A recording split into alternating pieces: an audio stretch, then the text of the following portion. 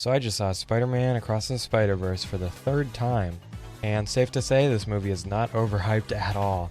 I would say it's better than the first, although I feel like general audiences will probably get more out of the original. There's a lot I could talk about with this movie, and I do plan to talk about it in the future, but unlike every other YouTuber rushed straight to make a full review of the film, my first thought after seeing the movie, and more importantly reading some opinions of the specific part of the movie on Reddit and TikTok, was to talk about Ben Reilly, aka Scarlet Spider. This is normally where I would play like a funny little clip from the movie, but none of his lines were in the trailers, and I don't feel like searching around for a poorly recorded pirated copy that could get my channel taken down. So I love Ben Reilly. I would say Peter and Miles are overall stronger characters, but I think I actually prefer Scarlet Spider, and all the dumb shit they have done with his character. So when I heard he was in Spiderverse, I was fucking excited, man. My favorite Spider-Man was going to be in Spiderverse. Let's go. And overall, I think they did a good job with him. Sure, I was hoping he would have a larger role in the story, but nothing in the marketing indicated that he would. He got his own poster, but so did Spider-Cat, and did anyone think Spider-Cat was going to be a major plot importance? He was a comic relief and was making fun of the edginess of the 90s Spider-Man, as the best thing he's known for is probably the Clone Saga, which is a very dumb part of the 90s, so to me it makes sense to make fun of that sort of 90s edge camp with him.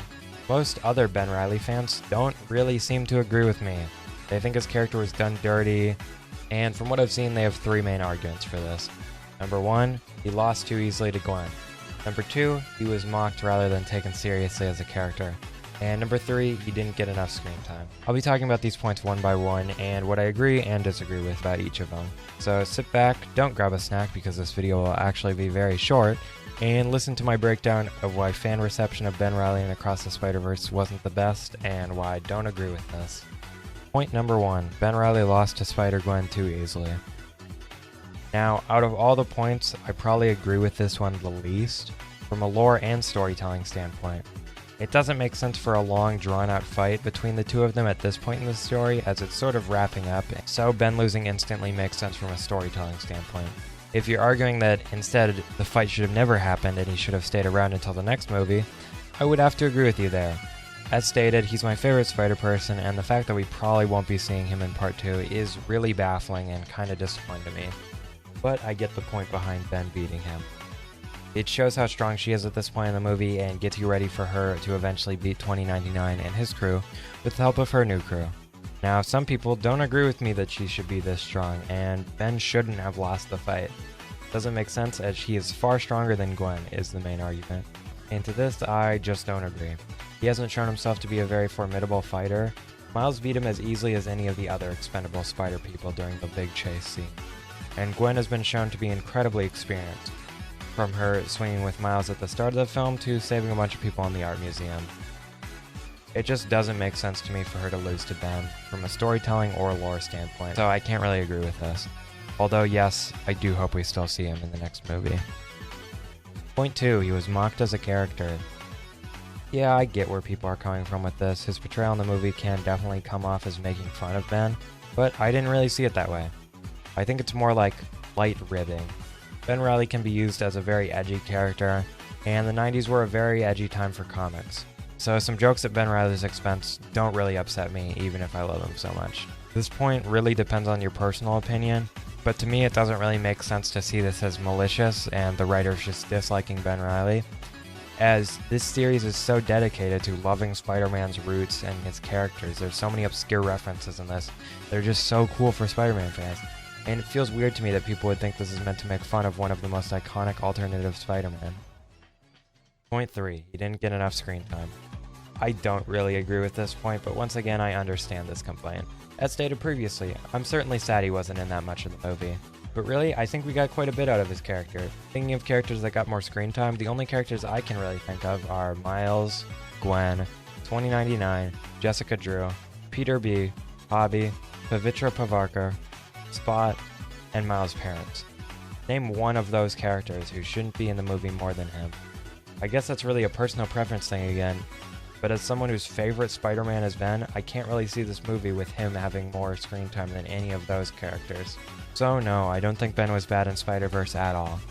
I really do hope 2099 and Jess Drew go get him in the sequel, and those three are like our antagonist Spider team. Maybe they could also get like Japanese Spider-Man, and him and Penny could have like a mech battle. Just saying, it'd be fucking sick.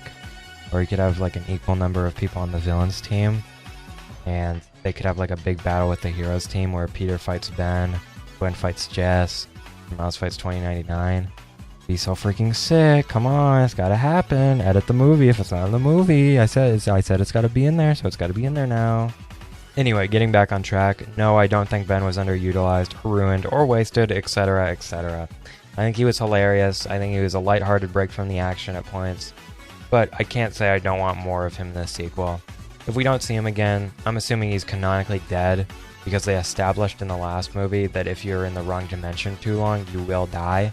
And he got sent through Gwen's portal, which just led back to her dad's house. So, like, he's just in Gwen's dimension now, right? Unless I misunderstood how the dimensional travel works, he should just be back in her dimension. Imagine if, like, I've said to multiple people that I don't think there should have been an end credit scene, but imagine if there was an end credit scene where it's like Captain Stacy and he's like, parenting stuff's a big ass mystery, he says that line. Then Ben pops through the portal. He's like, who are you? And he does his like more funny, who voices him again? This is Brooklyn Nine-Nine guy? I forget his name. John Mulaney? No, that's Spider-Ham. He's the other guy from the Chip and Dale movie. He is from Brooklyn. I don't remember his name. Whatever. He does more like ad-libbing and stuff, and it's like an end credit scene. That'd be funny. They should have done that. And then I feel like people wouldn't be mad about Ben Reilly's screen time if they'd given him the end credit scene. So like, pull the movie from theaters and re-release it with that. Call it the what's like a funny name? Call it the Ben cut. It's like the Snyder cut, but it's the Ben cut. Anyway, I somehow kept this whole video on track, but I've gotten off track twice in the last, like, wrapping up, like, the outro. So, yeah. Next video is going to be Spider-Man suit wishlist for the new PS5 game. And then after that, it's going to be probably the Scott Pilgrim video I promised, but it might also be the Spiderverse review, or it might be a video on Clone High. I'm not sure. Get off my back. All jokes aside, one of those videos will be after the suit wish list. I've been working on the suit wish list for a while, but now it's gonna seem like I copied it off of PSM. But I thought it up before he published that video, and he published it, and I was like, man, that sucks. There might have been an opera sound there. I opened a new tab on opera for some. I'm just ad-libbing the end. I had a script for it, but I'm done. The script's like the script should be over at this point. I should be done recording. Did I already say peace and love? I'm gonna close the script too early because I was gonna say my outro thing's peace and love. So peace and love. See you guys next time. Bye bye.